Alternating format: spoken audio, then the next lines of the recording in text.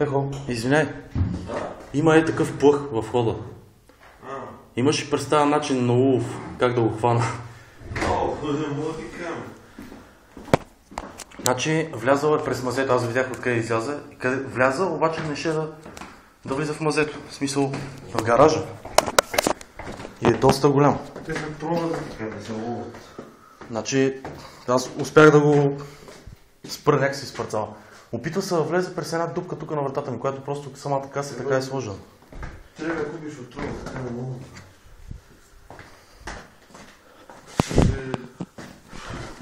Значи, ето го. В момента е тук горе. Сега идва към тебе. Хоп.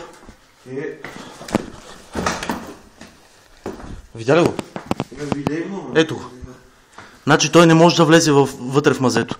Той е застанал тук в момента между двете врати. Удари го с нещо.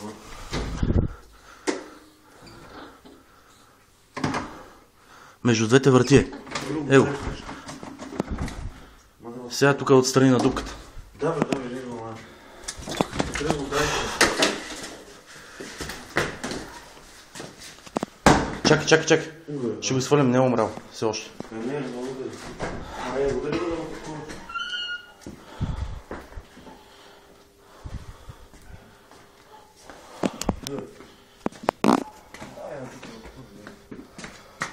Няма какво го сложи да го фъриш отвън. Ти май го отрепа направо.